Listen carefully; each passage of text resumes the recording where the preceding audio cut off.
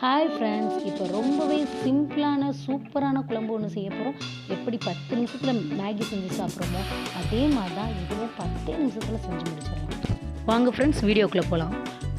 இப்போ நான் வாழைத்தண்டை நறுக்கி மஞ்சத்தூள் உப்பு போட்டு தான் வச்சுருக்கேன். தேங்காய்,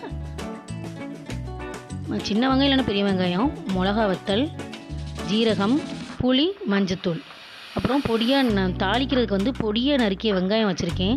கருவேப்பிலை, நம்ம கடுகு போட்டு தாளிச்சிக்கலாம். இப்போ வாழைத்தண்டை நம்ம அவிய விடுறோம். மிக்சியில் தேங்காய்,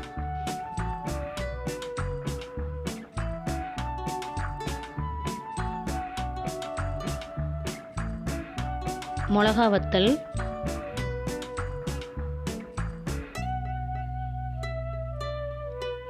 பெரிய வெங்காயம்,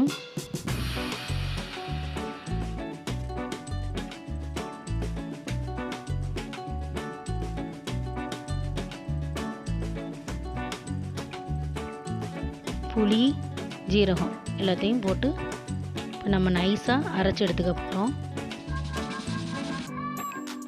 மஞ்சத்தூளும் நமக்கு தேவைக்கு லைட்டாக போடுங்க, ரொம்ப டார்க்காக போட்டுற வேண்டாம்.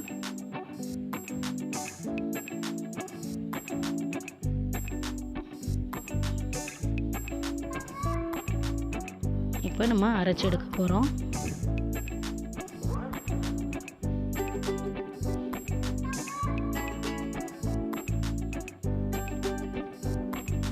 இப்போ நம்ம தேவைக்கு தண்ணி விட்டு நம்ம கலக்கினா போதும். ரொம்ப தண்ணியாக இருந்தாலும் அது நல்லா இருக்காது.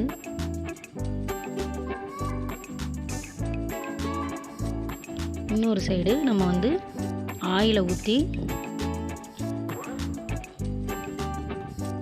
கடுகு, கருவேப்பிலை, மிளகா வத்தல், இந்த நறுக்கின சின்ன வெங்காயம் இதை நம்ம போட்டு நல்லா வதக்கி எடுத்துடணும். நல்லா வதக்கி நல்லா செவக்கணும். செவந்தால் தான் நல்லாயிருக்கும். இப்போ வதக்கி போட்டுற வேண்டியதுதான். நல்ல இந்த சிவப்பு கலர் இருக்கணும், அப்போ தான் நல்லாயிருக்கும். இதில் என்னென்னா, இந்த குழம்பு கொதித்து திரிஞ்சிடக்கூடாது. அந்த கொதி வரக்கூடிய நேரத்தில் நம்ம போட்டு அணைச்சிடணும். அப்போ தான் நல்லாயிருக்கும். இல்லைன்னா தேங்காய் தனியாக தண்ணி தனியாக பிரிஞ்சாப்பில் ஆயிரும். நம்ம அதனால் கொதி வர்றதுக்கு முன்னாடியே நம்ம அதை ஸ்டவ்வை நிப்பாட்டிடணும். நிப்பாட்டிட்டு கருவேப்பிலை, கொத்தமல்லி தூவி நம்ம முடிச்சிடலாம். ஃப்ரெண்ட்ஸ், குழம்பு ரெடி ஆகிட்டு. நான் இதுவரை வாய்ஸ் கொடுத்ததில்ல, இப்போ முதல் முறையாக கொடுத்துருக்கேன். எப்படி வந்திருக்குன்னு எனக்கே சரியாக தெரியலை. இந்த வீடியோ உங்களுக்கு பிடிச்சிருந்துச்சுன்னா லைக் பண்ணுங்கள், ஷேர் பண்ணுங்கள், மறக்காமல் சப்ஸ்கிரைப் பண்ணிடுங்க.